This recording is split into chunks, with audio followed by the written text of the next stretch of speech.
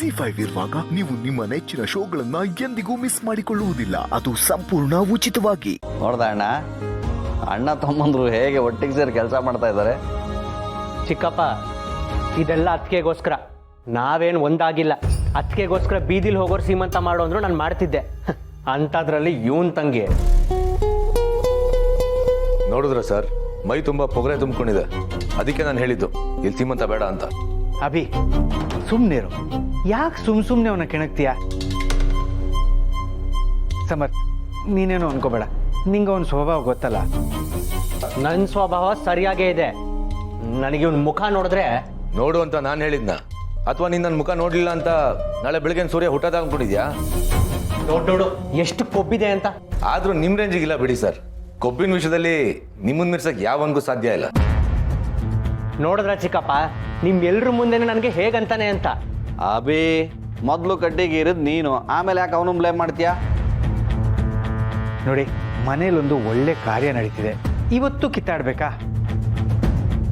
ಹೌದಭಿ, ನೀವು ಇವತ್ತು function ಮುಗಿಯೋವರೆಗೂ friends ಥರ ಇರಬೇಕು. ಫ್ರೆಂಡ್ಸಾ?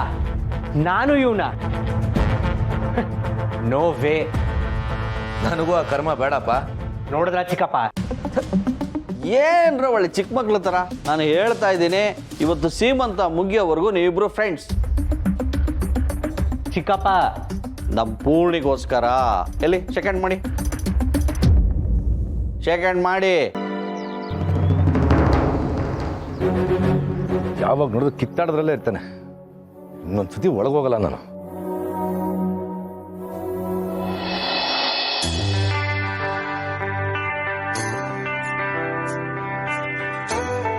ಅಮ್ಮ ನೋಡಿಲಿ, ದೀಪಿಕಾ ನಂಗೆ ಸಿಲ್ಕ್ ಸೀರೆ ಕೊಟ್ಟಿದ್ದಾರೆ.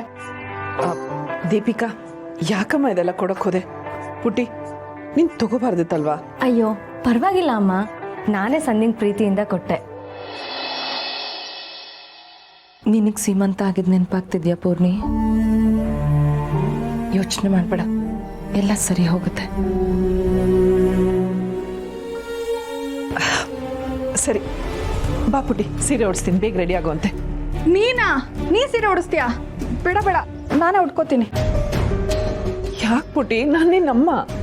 ಆದ್ರೂ ನಂಗೆ ಸೀರೆ ಉಡಕ್ ಬರುತ್ತಮ್ಮ. ನೀವ್ಯಾರು ಬರೋದು ಬೇಡ, ನಾನೇ ಉಟ್ಕೊಳ್ತೀನಿ. ದಯವಿಟ್ಟು ನೀವೆಲ್ಲ ಆಚೆ ಇರಿ. ನನಗೆ ಸೀರೆ ಉಡುವಾಗ ಪ್ರೈವಸಿ ಬೇಕು. ಪುಟ್ಟಿ, ಈ ಭಾರತ್ ಸೀರೆ ನಿಂಗೆ ಉಡೋಕ್ ಕಷ್ಟ ಆಗತ್ತೆ. ಬಾ, ನಾನು ಉಡ್ಸ್ಕೊಡ್ತೀನಿ. ಬೇಡ ಅಂತ ಹೇಳದ್ನಲ್ಲ, ಪ್ಲೀಸ್ ಎಲ್ಲ ಆಚೆ ಹೋಗಿ. ಅಲ್ಲ ಸಂಧ್ಯಾ, ನಿನಗೆ ನಾರ್ಮಲ್ ಸೀರೆನೇ ಸರಿಯಾಗಿ ಉಟ್ಕೊಳಕ್ ಬರಲ್ಲ, ಅಂತದ್ರಲ್ಲಿ ಈ ಸೀರೆ ಹೇಗೆ ಉಟ್ಕೊಳ್ತೀಯಾ? ಹೇಗೋ ಉಟ್ಕೊಳ್ತೀನಿ, ನೀವ್ ನಡೀರಿ, ಆಮೇಲೆ ಲೇಟ್ ಆಗ್ಬಿಡತ್ತಷ್ಟೇ. ಯಾವಾಗ್ಲೂ ಸೀರೆ ಉಡ್ಸುವಾಗ ಅವಳೇ ಬರೋಳು ಒಂದು ಸೀರೆ ಉಡ್ಸ್ಕೊಡು ಅಂತ. ಇವತ್ತ್ಯಾಕೆ ಹೀಗಾಡ್ತಾ ಇದ್ದಾಳೆ? ಗೊತ್ತಿಲ್ಲ ಅಮ್ಮ, ಅವಳು ಡ್ರೆಸ್ ಚೇಂಜ್ ಮಾಡಬೇಕಾದ್ರೆ ಅಪ್ಪಿ ತಪ್ಪಿನೂ ನಾವು ಬರಬಾರ್ದು ಅಂತ ಹೇಳ್ತಾಳೆ. ನನ್ನನ್ನು ರೂಮಿಂದ ಹೊರಗಡೆ ಕಳಿಸಿನೇನೆ ಅವಳು ಡ್ರೆಸ್ ಚೇಂಜ್ ಮಾಡೋದು. ಒಂದು ನಿಮಿಷ ಹೇಳಿ ಪೂರ್ಣಿ, ನಿನ್ನ ಹತ್ರ ಒಂದೇ ಒಂದು ನಿಮಿಷ ಮಾತಾಡಬೇಕಿತ್ತು. ಈಗ್ಲಾ? ಟೈಮ್ ಇಲ್ವಲ್ಲ, ಇಷ್ಟೊಂದು ಕೆಲಸ ಇದೆ. ಪ್ಲೀಸ್ ದೀಪಿಕಾ, ಒಂದೇ ಒಂದು ನಿಮಿಷ. ನಾನು ಜಾಸ್ತಿ ಟೈಮ್ ತಗೊಳ್ಳಲ್ಲ. ಈಗ ನಿನ್ನ ಹತ್ರ ಮಾತಾಡಿಲ್ಲ ಅಂದರೆ ನನಗೆ ಈ ಖುಷಿನ ಸೆಲೆಬ್ರೇಟ್ ಮಾಡೋದಕ್ಕೂ ಆಗಲ್ಲ. ಸರಿ ಹೇಳಿ. ನೇರವಾಗಿ ಕೇಳ್ತೀನಿ ದೀಪಿಕಾ, ಸತ್ಯ ಹೇಳು. ನೀನು ಎಲ್ಲರ ಹತ್ರನೂ ಅಷ್ಟು ಪ್ರೀತಿಯಿಂದ ಇರ್ತೀಯ, ಅಷ್ಟು ಕೇರ್ ಮಾಡ್ತೀಯ, ಮನೇಲಿ ಎಲ್ಲರನ್ನೂ ಅಷ್ಟೊಂದು ಹಚ್ಕೊಂಡಿದ್ಯಾ. ಆದರೆ ನನ್ನ ಮೇಲೆ ಯಾಕೆ ಇಷ್ಟೊಂದು ಕೋಪ ತೋರಿಸ್ತಿದ್ಯಾ? ಈ ಪ್ರಶ್ನೆ ಯಾಕೀಗ ಬೇಕು ದೀಪಿಕಾ? ನಿನಗೆ ನಾನು ಏನು ಮಾಡಿದ್ದೀನಿ, ನಾನು ಕಂಡ್ರೆ ಯಾಕೆ ಅಷ್ಟು ಸಿಟ್ಟು ಅಂತ ತಿಳ್ಕೋಬೇಕು. ಹೇಳು ದೀಪಿಕಾ, ನನ್ನಿಂದ ಏನಾದರೂ ತಪ್ಪಾಗಿದ್ರೆ ತಿದ್ಕೋತೀನಿ. ನೀವು ಮಾಡಿರೋ ತಪ್ಪು ಯಾವತ್ತಿಗೂ ತಿದ್ಕೊಳಕ್ ಆಗದೆ ಇರೋದು ಪೂರ್ಣಿ. ನಾನಾ ತಪ್ಪು ಮಾಡಿದ್ದೀನಾ? ಯಾವ ತಪ್ಪಿನ ಬಗ್ಗೆ ಮಾತಾಡ್ತಿದ್ಯಾ ದೀಪಿಕಾ? ಯಾವ ತಪ್ಪು ಅಂತ ಹೇಳಿ ಪೂರ್ಣಿ? ನೀವು ಬಡತನದಲ್ಲಿ ಹುಟ್ಟಿದ್ದು ಮೊದಲನೇ ತಪ್ಪು, ಅದು ಯಾವುದೋ ಅನಾಥಾಶ್ರಮದಲ್ಲಿ ಬೆಳೆದಿದ್ದು ಎರಡನೇ ತಪ್ಪು. ಈ ಎಲ್ಲ ತಪ್ಪುಗಳನ್ನ ನಿಮ್ಮ ಹತ್ರ ತಿದ್ಕೊಳಕ್ ಆಗುತ್ತಾ ಹೇಳಿ? ಅದೆಲ್ಲ ನನ್ನ ತಪ್ಪು ಹೇಗಾಗುತ್ತೆ ದೀಪಿಕಾ? ಅದು ಯಾವುದು ನಿಮ್ಮ ತಪ್ಪಲ್ಲ, ಆದರೆ ಅಂತ ಗತಿ ಇಲ್ದಲೇ ಇರೋ ಕ್ಲಾಸಿಂದ ನಾನು ಸೊಸೆಯಾಗಿ ಬರೋ ಮನೆಗೆ ಹಿರಿ ಸೊಸೆಯಾಗಿ ಬಂದಿದ್ದೀರಲ್ಲ, ಅದು ನೀವು ಮಾಡಿರೋ ದೊಡ್ಡ ತಪ್ಪು. ಏನು ಹೇಳ್ತಿದ್ಯಾ ದೀಪಿಕಾ? ನಿಜಾನೇ ಹೇಳ್ತಿದ್ದೀನಿ ಪೂರ್ಣಿ. ನಿಮಗೆ ಅಪ್ಪ ಇಲ್ಲ, ಅಮ್ಮ ಇಲ್ಲ, ಬಂಧು ಬಳಗ ಅಂತೂ ಮೊದಲೇ ಇಲ್ಲ.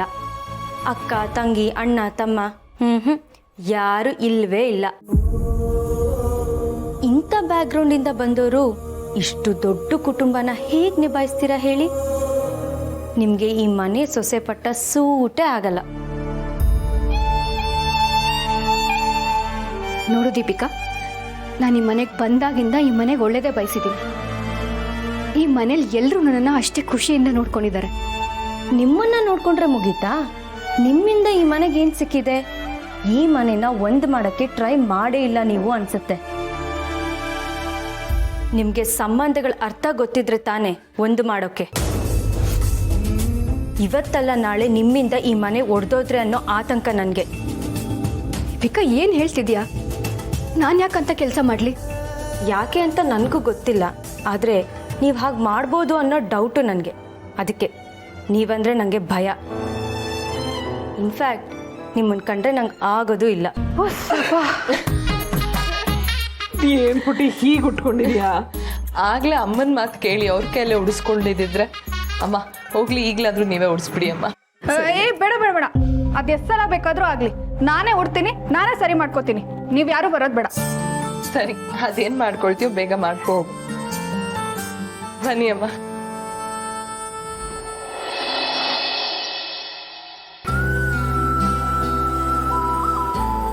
ಏನು ನನ್ನ ಹೆಂಡತಿ ಸ್ಟ್ಯಾಚ್ಯೂ ಥರ ನಿಂತ್ಬಿಟ್ಟಿದಲ್ಲ. ಓಹೋ, ನಾನು ಇಲ್ಲಿಗೆ ಬರ್ತೀನಂತ ಗೊತ್ತಿತ್ತಾ? ಅದಕ್ಕೆ ಬೇಕಂತಲ್ಲಿ ನಿಂತಿದ್ಯಾ? ನಿಜ ಹೇಳು, ಏನು ಯೋಚಿಸ್ತಾ ನಿಂತಿದ್ಯಾ?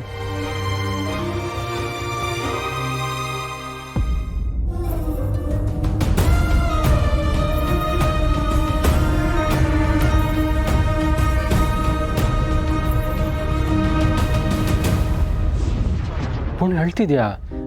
ಏನಾಯ್ತು ಪುಣ್ಯ? ಯಾಕೆ ಅಳ್ತಿದ್ಯ? ಪುಣ್ಯ ಏನಾಯ್ತು? ಯಾರಾದರೂ ಏನಾದರೂ ಅಂದ್ರ? ಹಾಗಿದ್ರೆ ಹೇಳು, ನಾನು ಅವ್ರನ್ನ ವಿಚಾರಿಸ್ಕೊತೀನಿ. ಪುಣ್ಯ